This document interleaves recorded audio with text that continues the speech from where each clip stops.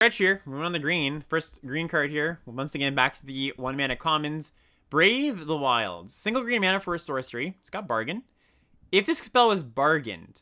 Actually, I'm going to read this just like you do with one of the other ones. I'm going to read this backwards. Search your library for a basic land card, reveal it, put it in your hand, and shuffle. Okay, so it's one of those Lay of the Land, many parting style effects. If it was bargained, target land you control becomes a 3/3 elemental creature token with haste. Or, sorry, a 3/3 elemental creature with haste. It's still a land. So, you go first. Yeah, I am someone who plays Slay of the Lands. I don't mind them, and this certainly has upside. You don't want to turn your land into a 3/3 on turn, 1 or 2, because it's just going to be a liability. Right. Like even if you had the option to bargain on turn right, 1, it's not like clearly you won't. But late on, the ability to sacrifice a land to make a 3/3 effectively, which is it's actually better than that. But if you consider it like that, that's a good option to have on your early game play.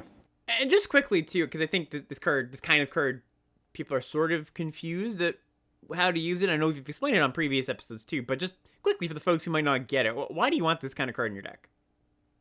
Well, so you can just cut lands for these, and it fixes for third and like tertiary and fourth colors, right? Because you can just have a pretty good mana base. You only need one basic of your splash card, and you effectively have like 3, 4, 5 sources, and then you're just playing 16 or 15 lands with this. You play it on turn 1. Although it should be said that in this set more than others, playing this on turn 1 instead of a 1-drop might hurt you more because you will have other options of cards to play. Yep. So these cards are better when you're typically not doing anything on turn 1 because it just fills that gap in your curve. Yeah. But I'm still reasonably happy with this. I was going to give it probably a C. Yeah, I would give it a C as well. And I one of the things that you described a lot of aspects of why you'd play this card, and one I really want to just reiterate is you replace basic lands with this. Like you can't take out forests because forests have to cast this card. But say you're blue-green, you cut some islands, you put this in your land slot. That's effectively it's just an Evolving Wilds. If you want to think about that, you're paying 1 mana, it's coming in tapped, but it fixes you. So I would go. Yeah, C. you need an absolute minimum of 8 green sources to play this card. You want 9 or 10 ideally, right? That's more what you're looking for. I would go C for Brave of the Wilds as well. It's got a nice little bit of upside when you're draw it late. Similar card, Commune with Nature, similar-ish, anyways. 1 green mana sorcery. Look at the top 5 cards of your library. You may reveal a creature card from among them. Put them in your hand. Put the rest on the bottom in any order. Oh, for some reason in my head I thought this got a land. Okay, no, it's actually pretty different. So look at the top 5. Get a creature from it. Yeah, and that lack of choice really hurts. Yes, definitely. Because if this could find a creature, you could replace a land. Sorry, a land. You could replace a land with it, just like the last card. This one you can't, right? And that just makes it quite a bit worse.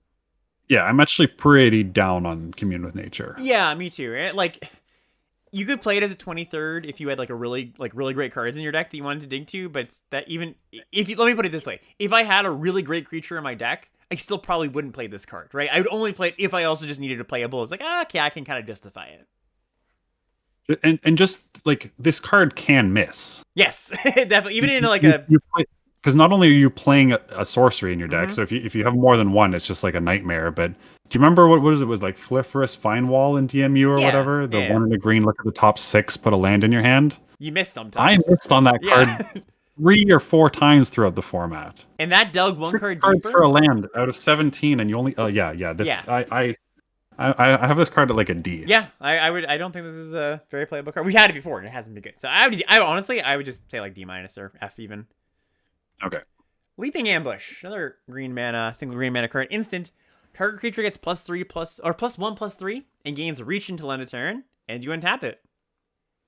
Yeah, so pretty similar to Wings of the Cosmos, except reach instead of flying, so works. Also, just not being an adventure hurts more in this set than usual, so I'm less high. Like, it's still a good trick, but I want it less than usual. So the one thing I can say nicely about this, well, not one, it's a fine card. The point you made about people tapping out on their main phase to secure your celebration is going to happen a little more often, which means this untapping defensive combat trick is going to actually, it's going to hit what it wants, right? You get to freely cast this into non-open mana to win the combat. So that is something to look out for. Yeah, for sure. So what do you want to give this? I was gonna give it a C. I think it's just an okay, fine combat trick. It's got some real nice upside sometimes, so it's okay. Yeah, I'm with you on a C there. Want to read this other green white one drop in green? Yeah, and again, fourth common and Yep, still at one CMC. Like just pointing out the fact that the games just start on turn one in this set. definitely. Toadstool Admirer, green for a 1/1 with Ward 2 and the ability to pay 3 and a green to put a +1/+1 counter on it.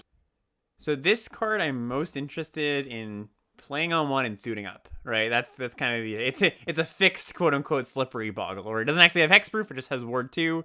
And we're gonna get to a card in a second, and I'm not saying this is necessarily a deck, but there's like a 2 mana +2/+2 aura. You can do that. Obviously, rolls are the more obvious thing to do with this card, and it's a niche card. I don't think you're just gonna put this in any green deck. I mean, I know you're not going to, but if you've got some amount of like your green white's probably the best home for this, where you're actually suiting up your creatures.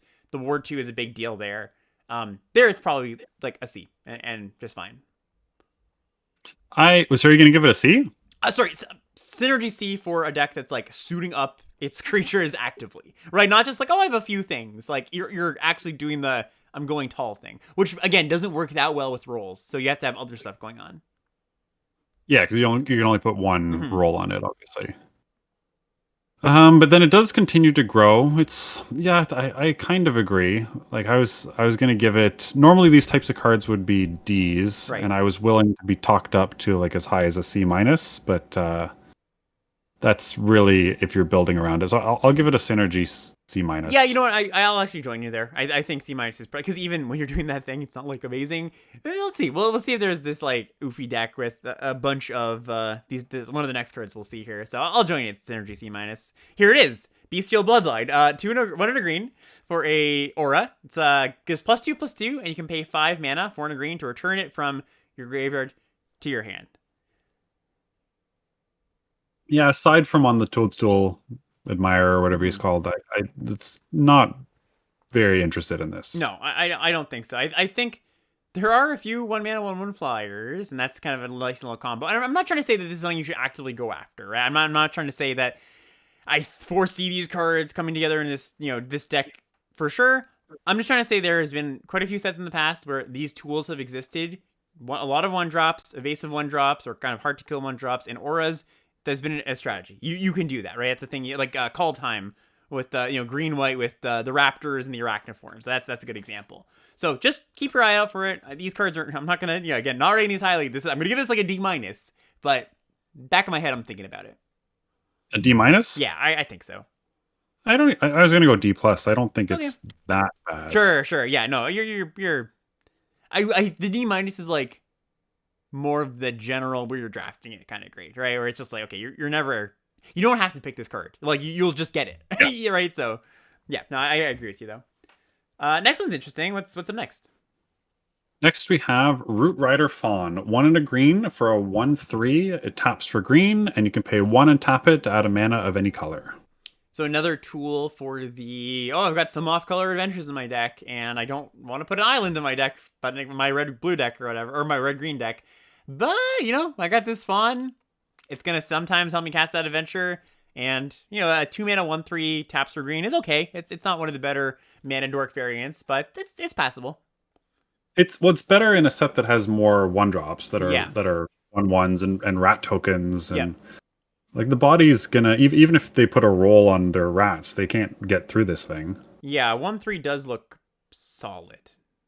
Won't say amazing, but solid in this set. Yeah, better Yeah. better than usual is what Yeah. we'll say. So And then there's also you're going to be able to spend the mana most turns of the game between all the adventure cards that you play. So I'm pretty happy about this thing. yeah. Would you give it a C plus? Yeah, I think so. I don't think I'm cutting these. Yeah, I'm gonna And give if it you get a couple, you can cut a land, right? Like it's sure. I'm gonna give it a C because I do think there's some green decks that just like aren't that interested in this effect. So I think you're gonna cut it sometimes. But we're around the same area.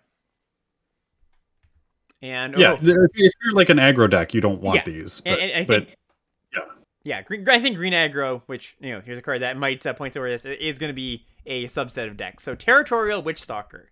This is a 1 and a green 2/3 defender. It says at the beginning of combat on your turn, if you control a creature with power 4 or greater, Territorial Witchstalker gets +1/+0 until end of turn, and can attack as though it didn't have defender. Oh, my boy, Drowsing Tyrannodon. Look what they've done to my boy here. They've neutered it so that you can't just put a counter or a roll on it and bash for 4. It's still an okay effect, but missing my old 3/3. Yeah, I don't know what card you're talking about. Oh, sorry, I forgot that was in your yeah. Basically, there was it was M21, I think, or M21, 2 mana 3/3. It was this, but you could just put a counter on it and it could attack by itself, right? This one, you put a roll on it, it still needs something else to get the ball rolling. This card, so there's a bunch of 3-drops with 4 power and a bunch of 4-drops with 4 power, Mm-hmm. but you can't assume this is going to be able to attack every turn. Yeah. So what deck is this built for? I think more of an aggressive deck than a defensive deck. I think it has a role in a defensive deck, but I think you're just hoping to turn this on ASAP. I think you're willing to trade off your 2-drop not attacking on turn 3 sometimes for it being a better attacker most times. Maybe. Maybe? You're a maybe on this? I know Jason was talking this card up. I'm not as sold, I don't think. Just we've seen so many like 3/3s for 2 that have conditional attack abilities, and they almost never get put in aggressive decks.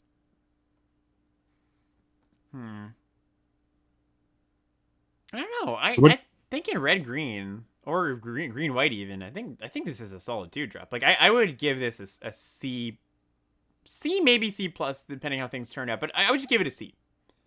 C? Okay, I was gonna go C minus. Okay, so fair enough. Titanic Growth, another old reprint here. 1 in a green, instant. Target creature gets +4/+4. yeah, it's nice with monster rolls, giving trample to things. But aside from that, again, I'll say it like I've been saying it a bunch. It's not an adventure, so it's just 1 card. 4 is a big number. 4 is a big number. This is more a kill. Like adventures are more value. This is more just kill you. Right, and this is kind of the deck I've kind of been thinking of, where it's just like green stompy. I think this plays a role there. I don't know. What were you? I think just from the initial thought, sounds like I might be a little bit higher on this card. I like literally, I just think 4 is a big number. Like that's the extent of my argument for this card. And I was gonna go D plus. D plus, eh? Yep. I was gonna give it in the C range. I was gonna say C minus. I just think if you're smashing your green smashy deck, I think you're gonna want this card. Yeah, we've seen Titanic Growth in Phyrexia Obi-Wan, which was a set where the like just killing people was the most important thing, and it still wasn't like that great. No, that's true. That's true. That does make me feel a little bit worse about that take. I'll stick where I am though, but okay. We'll see. Troublemaker Oofy? I think it's Oof. I think it's Oof. Okay, yeah. Cool. Troublemaker Oof. 1 in a green for a 2/2 bargain. And when it enters the battlefield, if it was bargained, you exile target artifact or enchantment an opponent controls. Yeah, so kind of similar to another Obi-Wan card, which destroyed only artifacts. Oh, true, yeah. Or Masked Vandal in some ways, right? It's okay. It's fine. Well, you didn't have to sacrifice the Masked Vandal. Like this, you have to sacrifice something. Yes, definitely. Yeah. If you don't have a 2-drop, this is not a total embarrassment because at least it's gonna affect the board on turn 2, and then later on there are artifacts and enchantments in this set. Artifact creatures and enchantments on the bonus sheet. So I think this card's decent. I think you're often gonna want to play the first one of these. Mm-hmm. Yeah, I think so too. I think you're like first copy. I'll be like, yeah, get that in the deck. It's not exciting, but you're fine with it. So that's like a C minus. Yeah, sure. Curse of the Werefox is up next. 2 to green for a sorcery. Create a monster roll token attached to a target creature you control. When you do, that creature fights up to 1 target creature you don't control. Yeah, this is nice. Yeah, basically we're getting Hunt the Weak for a full mana less. Yeah, for 3 mana.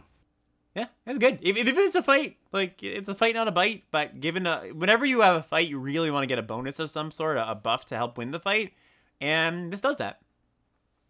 So C plus. Yeah, let's give it a C plus. Solid removal spell. Probably an Alsa that's higher than it should be. Yeah, definitely. What's up next?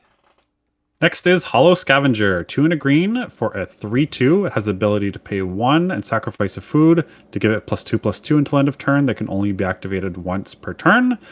And the adventure side is a sorcery for green that creates a food token. Yeah, it's a nice little combo of abilities here. Like, you're gonna cast the raid on turn 1 and maybe bargain away, maybe, sack it to this. I like this card, actually. I think this is actually quite a solid one.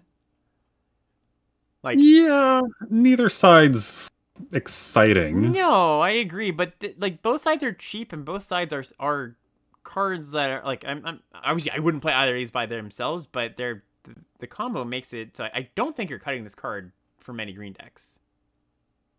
Ooh. Let's I was gonna give it a C minus. You wanna go C plus? I was just gonna go C. Like and that's it's I don't think you're gonna cut it very often, but Okay. yeah. But just not to dig too deep on it, but like what don't you like about it? Well, again, it's not free on turn 1, Mm-hmm. and then the ability costs mana, it costs a permanent, and is a once per turn ability. So it's like you basically spend a green and a colorless to give it +2/+2 once, and it's not likely to be able to be activated again later. So if you do that, then you just have your 3 mana 3/2. Mm-hmm. I just know. I don't see it that much. Yeah, all right, fair enough. Won't linger too long. This next one, though, I'm sure you like. This is Red Tooth Genealogist. This is 2 and a green for a 2/3. When it enters the battlefield, create a royal roll token attached to another target creature you control. Yeah, I like this card a lot. Yeah, this is a nice one. There's no paying extra mana. It just comes in and just makes something bigger. Can't target itself, of course, but ideally you're playing one and 2 drops. The fact that they've printed so many commons that are just strictly worse versions of this means that this card almost has to be good. Right, unless those other cards are just like god awful terrible, right? You gotta, yeah.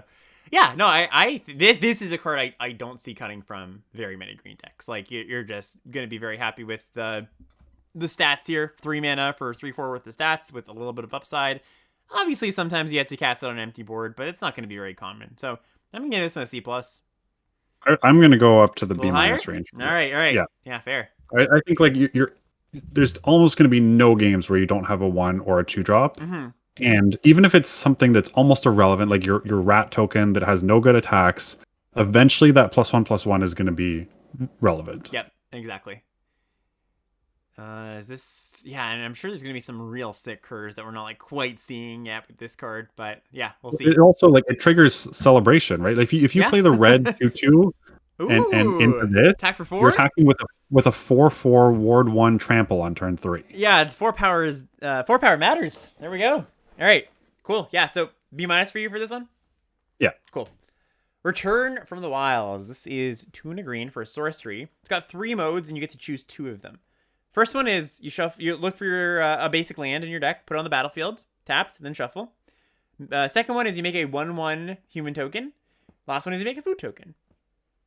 Yeah, I think this card is quite good. Yeah, this is really nice. The 3 mana ramp you and also create a chump blocker. Like we've kind of seen 3 mana elves sometimes here and there, and those are often pretty clunky because it's it's the situation if it's a 3 mana spell that you don't want to block with. This you're fine putting the 1/1 in combat. You've got your value already. And late game you're gonna draw this and make a 1/1 into food, which is not the worst, but it's as a top deck ramp spell, that's a nice mode to have. So yeah, you're not gonna play this in every green deck, and not every green deck's gonna want this ramp effect, but in the decks that do, this is a really good ramp spell. You have it at like a C? Yeah, I would even say C plus for the decks that want it, because I think you can specialize this grade a little bit because there's just the green aggro decks that are beating down just aren't going to want this card. Like your red green 4 power matter deck's not going to play this card, but in your blue green deck, you're going to be very happy with it. So I'd give it a C plus. Yeah, it gets you from 3 to 5. You can start playing your CMC 5 cards. There we go. What's up next? Next we have Spider Food. 2 and a green for a sorcery. Destroy up to 1 target artifact, enchantment, or creature with flying, and you make a food. Probably still not main decking this. Yeah, I think we can just give this a sideboard grade. Yeah, I think so too. I think honestly, I think the time of main decking these kind of cards is kind of come and gone. Like there used to be a time where it was like, maybe this was in your kind of blank period of playing where you'd be like, or maybe even back when you were playing, this would be like, okay, you could play plummet variants and it's fine, like 23rd playable. I think we're just past that point where you need to do that. Like there's just enough playables these days. Well, the game's also so fast now that having a conditional card in your hand, Yeah, you just don't get as many opportunities to use it. definitely. Yeah. We've got a Veteran Outrider. Next up, it's 2 and a green. Verdant. Verdant. Sorry. Oh, Jesus Christ! It's so late in the set review that I'm grossly mispronouncing real words now, not just magic words. This is 2 and a green for a 4/2. It's got the ability 1 and a green. It can't be blocked this turn by creatures powered 2 or less. Another 3 CMC 4 power creature. Yeah, this is we get 1 for each color now in the green. Like again, these tools that make the green-red deck tick a little bit more smoothly than it has in the past. I hope. Yeah, like curving the Witch Stalker into this is pretty decent. You get to attack with your 3/3 on turn 3. Yeah, love it. Which there's a bunch of commons that do that attack as a 3/3 on turn 3. So that's a scary thing to keep in mind. I also wouldn't look at that ability as like kind of like, okay, cool, you get it sometimes. Like that's a real ability. There are going to be some boards where this is just unblockable, right? So yeah. Yeah, well, not just unblockable, but also means they can't trade their 2/2 for it, right? Like they need to trade at least usually a 3-drop with it in most cases. Mm-hmm. Cool. So you're not going to want to activate this on turn 4, but it makes it a much better late game card. It's still just a C, right? It's still not an amazing card, but C for whatever I called it, Outrider. What's up next? Ferocious Werefox, 3 and a green for a 4/3 trample. And it has an adventure that is an instant for 1 and a green that creates a monster roll. And instant speed, yeah. I'm telling you, I think this green aggro deck is real. Like this is a solid card too. 4/3 tramples, not amazing, but it's solid, and that adventure puts it over the top. So this is another C. Like I imagine some of these C's we're giving are gonna fall in C- or C+, just like given how they play out. But I'm gonna give a C to the Werefox here. I wanted to give this one a C+, actually. I like this card. Cool. I'm down for that. All right, this next one, Sky Beast Tracker, 3 and a green for a 2/4 reach. Okay, giant spider stats. That's not great. So let's see what we get for it. Whenever you cast a spell with mana value 5 or greater, you make a food. Man, you used to first pick giant spiders. So solid, blocks everything. Your Windrakes can't get past me. And now Giant Spider is not good. So yeah, you would just play it, and then your opponent could never attack. Right, exactly. 4 toughness. What are they gonna do? Bounce it, and then you play it next turn again? So we had 4 mana 4/4 reach in Dominaria United, and that card was like fine playable, but not exciting. You shave some power off that, and you get this like not great ability. Yeah, I agree. Is it just a D? I'm gonna give it a D. Yeah, I think almost even sideboard card. I think that might be a more you're gonna bring this in sometimes. So yeah. Next up we got Beanstalk Worm. 5 mana, 4 and a green for a 5/4 reach adventure.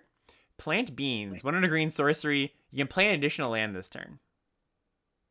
Yeah, I wish this was a 4/5. Yeah, it there's comes so down. many 4 power creatures, and there's a 4 damage burn spell as well. Yeah, man, you're like you have this in your opening hand. Your opponent plays one of those 3 mana 4/2s, and you're like, oh, here's my ramp thing on turn. Like if you turbo this out and you have the 5 lands in your top X cards, you get to pay a 4 on turn 4 a 5/4. But like sometimes that's gonna be good, and sometimes it's not. So I'm not that into this card.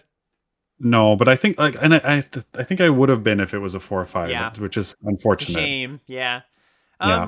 What do you want to give this one? Probably like a D plus. Yeah. This is just not one of the more exciting ones. Yeah. Ooh, this one though, Hamlet Glutton, 5 green for a 6/6 bargain. If the spell is bargained, it costs 2 less to cast, so 5 mana. Trample, and when it ETBs, you gain 3 life. Yeah, so bargain shaving 2 mana off of something is not a bad deal because there's a bunch of stuff. Flick a coin makes a treasure, and this is basically giving you double the value from your treasure. So there are a lot of things you can sacrifice that's going to make this pretty decent. And then if they bounce it, then chances are you can just cast it for 7 mana a couple turns later. This card's good. I'm a little worried with cursed rolls being a thing. True. Because turning this into a 1/1 makes it pretty embarrassing, but it's gains 3 life, it has trample, and it's huge. So, we haven't seen this on a ton of the bargain cards. But I think this is when you actively are going to try to bargain. Like, you're like, okay, I'm putting stuff in my deck to, like, I'm going to just do it on turn 5. Because I kind of want to give this a pretty high grade. Like, I'm going to go B- on this one. I think this is, one of the best variants of this kind of card. These Ravenous Lindworm Hill Giant effects, Hill Giant Herdgorger effects. The fact that it's trample is really big. The fact that you can cast on turn 5 is really big. It is really big. It's a 6/6, so I'm gonna go B- for this one. And it dodges all, like we talked about red being the best color, it dodges all the red burn spells. Yeah, sick. Okay, cool. We've got the actual home stretch here. Uncommons here. Royal Treatment, single green mana, instant. Target creature you control gains hexproof until end of turn. And you create a royal roll and attach it to that creature. Yeah, so slightly better, slightly worse. Oh my god, I was just gonna say the name and I forgot what it's called. Snakeskin Veil? Snakeskin Veil. Yeah, Snakeskin Veil, yeah. And Snakeskin Veil's usually been somewhere between good to great in most formats it's been in, so I imagine this will be somewhere similar. Yep, definitely. Just the 1 mana hexproof trick that leaves around some stats is just a solid card. So I'm gonna give this one a C+. Yep, C+. Don't think I'm cutting these. What's up next? Next, we have Graceful Takedown. 1 and a green for a sorcery. Any number of target enchanted creatures you control, and up to 1 other target creature you control. Each deal damage equal to their power to target creature you don't control. Okay, so it's a solid bite spell. I think a lot of the same things we said about the fight spell are gonna apply. It's like, it's pretty solid. It's good rate. People are probably gonna take it a little bit higher than they should. These green fight spells or bite spells, either one, are generally not as good as the premium removal, but just below that. This is a fine card. Yeah, this is one where it's the UI on Arena is much worse than in paper. Oh yeah, definitely. With that, we have Friendly Rivalry and Lord of the Rings, and that card was always annoying to cast. You're targeting all your enchanted creatures, and then you wait. Oh wait! I can't target that one. It's got to be like I got to undo this one, and do you want to give this a C+, just like the other one? Cool. Yep. Next up, we got Red Tooth Vanguard. 1 and a green for a 3/1 trample. And whenever an enchantment enters the battlefield under your control, you may pay 2, and if you do, you return Red Tooth Vanguard from your graveyard to your hand. That looks great. Yeah, this is really nice. 3/1 trample, you're gonna get in a few points, and it's just gonna keep on coming back. Yeah, this thing. This is actually kind of funny. I did a Scryfall search for whenever an enchantment enters the battlefield under your control, because I figured there'd be a decent amount of that, and this is actually the only one, or at least one of, maybe there's like a rare or something, but as the commons and uncommons, we haven't really seen much of that today. There's a rare that triggers off of artifacts and enchantments coming into play. So this green one card, again, another piece for the green aggro deck. I don't know. I'm really liking the sounds of this deck. So what do you want to give this one? Like B? B? Yeah. It's also really good with the young hero roll, right? Getting a 4/2 trample, 5/2 or 5/3 trample. Huh. Yeah, that's nice. Yeah, I'll join you. I'll join you on B. Oh, that's right. There is also the stag that has the tapper. That's true. Yeah, so it's one in green, one in white. Next up, we've got Tough Cookie. 1 and a green for a 2/2. When it enters the battlefield, you make a food token. Okay, that's good. 3 and a green. Target non-creature artifact you control becomes a 4/4 artifact creature until end of turn. So a food or a treasure. And then it's got the food text. You can 2 tap, sack Tough Cookie. You gain 3 life. Wow. Just wow. That's a lot for your 2 mana. Yeah, this is mid young hero story arc for our gingerbread. Right, exactly. Yeah. It's his training arc. So much here. Yeah, this card's fantastic. Yeah. Oh, Prophetic Prism's another good thing this works with. That's true. Yeah. Thanks, chat. I want to give Tough Cookie a B. It's just such a great efficient package. Yep. Great. I agree with you. Next up the Beanstalk. 1 and a green for an enchantment. When Up the Beanstalk enters the battlefield, and whenever you cast a spell with mana value 5 or greater, you draw a card. Yeah, I kind of like this thing. Yeah, they're really pushing this effect. Like they've we haven't had one of these in a while where it's just like, you cast a big thing or a big thing enters, you draw a card. But the fact that this cantrips on enter the battlefield, that is such a big deal. So it's not just like, okay, I'm waiting around for a bit. You get your card back right away. Yeah, I mean, we did see, I guess the closest recent comparison might be something like Council's Deliberation, but that only gave you one additional draw. Hmm. You can kind of just keep going. Yeah, so is this a build around you're interested in building around? I think this is, you're going to know if you want this or not. Pretty clear. Like you're saying, don't take it early, basically. Yeah. Yeah, like part of what was baked into that question was sort of like, do you think this is a good thing to take early and do the thing, or is it just like yeah, like you said, you'll know it when you see it, and it sounds like that's more your stance. Yeah, no, I'm not. It doesn't add anything to the board. Yeah, and it doesn't like you need to start gaining value from this for it to be worth its card, right? Because just 2 mana draw card is just not worth it anymore. well, you just have to trigger it once, right? Because then it's a Yeah, 2 mana draw too. That's gonna happen. And you're not gonna play this on 2 unless you have nothing else to do, but because you're gonna want to affect the board. Yeah, For the decks that want it though, like I don't think you're cutting it, but I don't think you're taking that high, so probably just a C plus. yeah, that's fair. Yeah, I think it's a good description. I'll give C+2 for Up the Beanstalk. What do we have next? We have the Green Saga. Welcome to Sweet Tooth. 1 and a green. Chapter 1, create a 1/1 human creature token. Chapter 2, create a food token. Chapter 3, put X +1/+1 counters on target creature you control, where X is 1 plus the number of foods you control. It's really funny to compare this to Tough Cookie. Like the play pattern with this is like, okay, you get a 1/1 and a food, and if you don't make any other food, you make your 1/1 a 2/2. But it's just like so much worse than Tough Cookie is. Tough Cookie just gives you all that straight up, and I don't even think the upside is that good. Like the dream curve of going that green creature that adventurers makes a food into another food token. I mean, that is pretty good. You're gonna have a 4/4, but like that's a perfect curve, It's 1 plus the number of foods. Oh, sorry. I misread. Yes, thank you, Mark Anchat here. You're going to get a 3/3. Okay, I'm much higher in the card now. Never mind. Sorry for the... And then if you play this and then you play Tough Cookie next turn, which adds 2 food, yeah, then you're getting like a 5/5. Yeah, okay. You know what? We're sending all my snarky comments about this card. This card's actually pretty good. I like this card a lot, too. Yeah, I think this thing's like a C plus. Yeah, that's what I would even go B minus actually. I think because this is gonna be it's a 3/3 that just makes a food when all is said and done. Can't block the turn; it comes down very likely, but I would bump it up to the B minus range. It's not a great top deck, but sure. Yeah. Tangle Spam Lookout. Oh man, this is a card. 2 and a green for a 2/3. Whenever an aura enters the battlefield under your control, you draw a card. So I think this thing is worth it if you've built around it. Oh yeah. So how many auras / obviously roll tokens is what we're talking about here do you need before you're like, yes, this is gonna be good in my deck?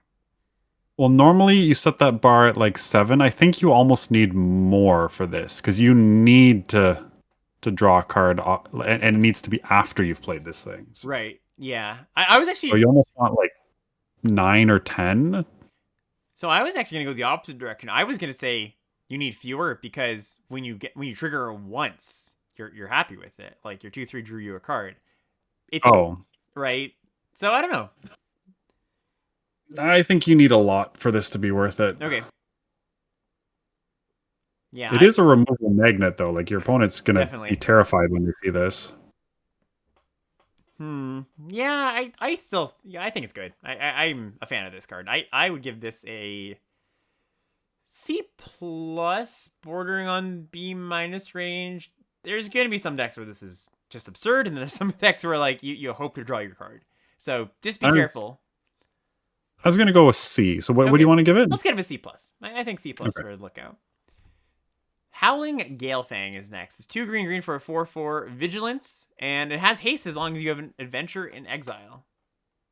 Yeah, I like this thing. This is actually one where that common 5/4 would be pretty good. True. Turn 2, you explore and then play another land. Turn 3, you play this. Turn 4, you play the 5/4. Yeah, I like it. Just it's gonna. I think this thing's gonna have haste a lot because we saw a lot of adventures in green, right? Like Yeah. the common level. I think it's just gonna be a vigilance hasty creature quite a lot. So if let's say 70% of the time, maybe 60 to be conservative, it's a hasty creature. 50% to be conservative, it's a hasty creature. You're really happy with that. So I give it a C plus or B minus. I think probably more closer to C plus, but. Yeah, I think that's fair. C plus. This next one's really interesting. It's Knight of Sweet's Revenge. So this is an enchantment. It's 3 and a green. When it enters the battlefield, you make a food token. It also says foods you control have tap, add green. And it has another ability, 5 green, so 7 mana, sacrifice Knight of Sweet's Revenge. Creatures you control get +X until end of turn, where X is the number of foods you control. Active only as a sorcery. Yeah, so it's like a weird mana rock, kind of. Yeah. It's mana rock that has a overrun-esque effect stapled to it. Though, sometimes you're going to be able to like double spell with this. Cast it on a 4, cast a 2-drop. So do you like it? I don't know. This is one of my biggest question mark cards in the set. My issue, I think, with it is that for this to be good, I do think you need to be like making a 2 mana on this rather than just 1, right? I don't think you can. I mean, that only makes sense because if you only have 1 food on the battlefield by turn 4, you're a deck that doesn't have a lot of it. That 7 mana ability is also not going to be very good. And so I think that if you're a food heavy deck, it would be a good card, but I just don't know if there's enough food in the set to consistently have that happen, is my thought. Right. Like green at common has almost nothing. Yeah. Like there's the adventure one that I'm not that high on that makes a food, and then and then I guess the make a 1/1, get a land, make a food, choose 2 does it as well. But Yeah. so at that point, it kind of has to be like a green black gold card because you have Monstrosity and the Sweet Tooth Witch or whatever it's called. Yeah.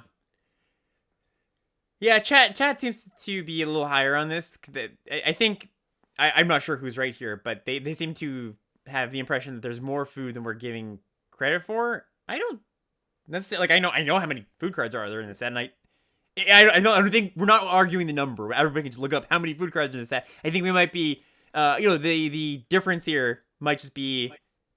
I don't think that number, whatever it is not enough. Or so I think that's a little bit too low for this to be like consistently a good card. Let me put it this way: I think just like the Up the Beanstalk card, you're not going to take this early and try to build around it, but when you're there, you're going to be pretty happy. Although, unlike Up the Beanstalk, you have to be deeper into this than the other card, because the other card just needs to trigger once. This one, you have to be really deep in food. Yeah, it's like you need food. You also need creatures because you need to have a bunch of creatures in play for the overrun to be good.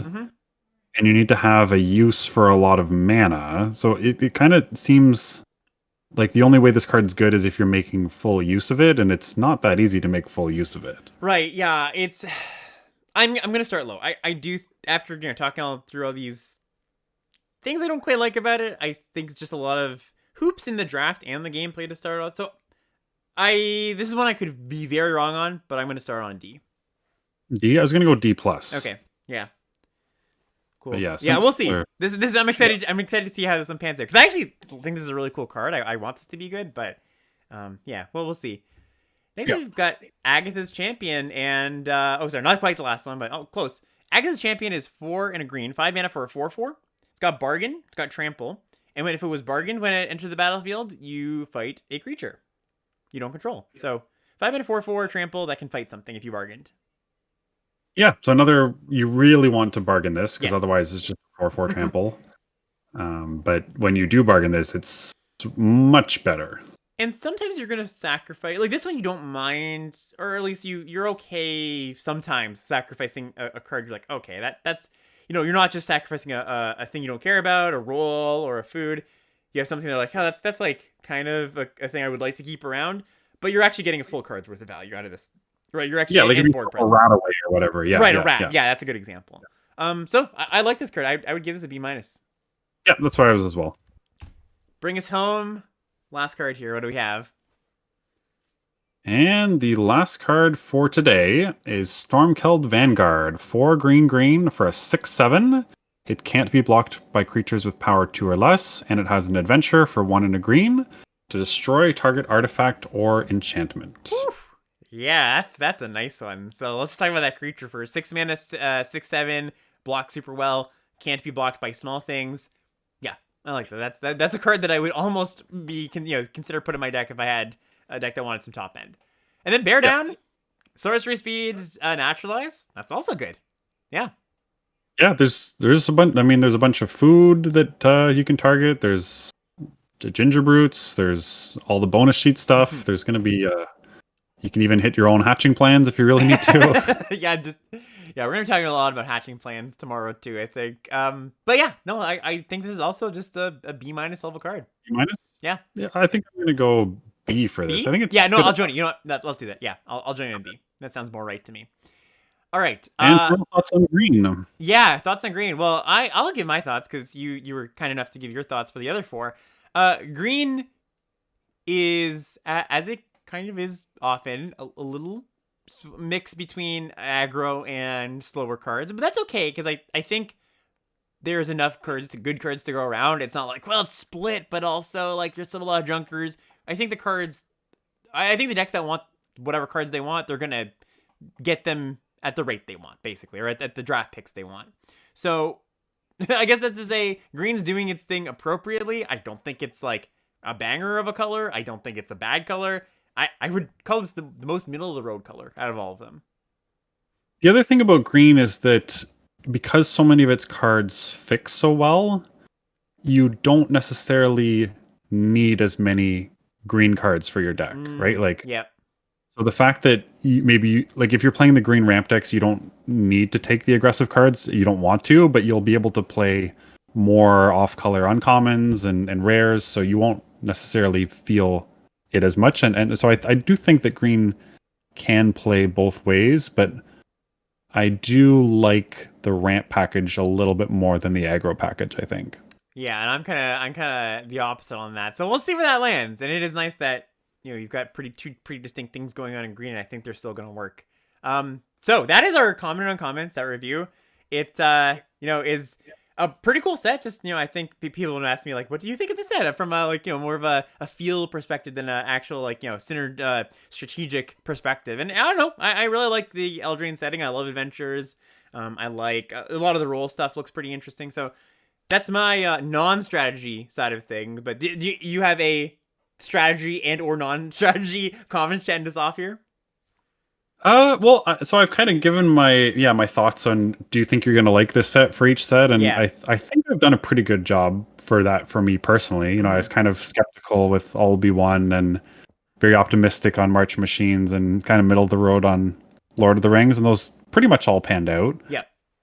This one, I think it's going to be good. Like one of, not top 5, but one of the better ones. Yeah, I think so too. I think generally it's for players like you and me who draft 30, 40, 50 plus times per set, these kind of sets where there are a lot of words in the cards tend to while words in the cards is maybe bad for onboarding in the beginning of the set because you can make kind of silly mistakes, but you really appreciate those extra words as you play the format more and more, and you're like, oh, there's just more interactions and more playable cards than in a format with fewer of those things. And I think this format is one of those formats. Cool. All right. Well, so that ends us off for tonight. Yeah. And tomorrow we do rares, mythics, and the bonus sheet. Indeed. So join us back if you're listening on or watching on Twitch. We're going to be here at 5:00 Eastern, just like we were today, to get those done. And if you're watching this on YouTube, feel free to leave a like, leave a comment. If you're listening on the podcast, well, I'll just say hello. That's all. Thank you so much for watching and listening, and we'll see you tomorrow, next time, whenever you choose to listen next. Peace out, everybody.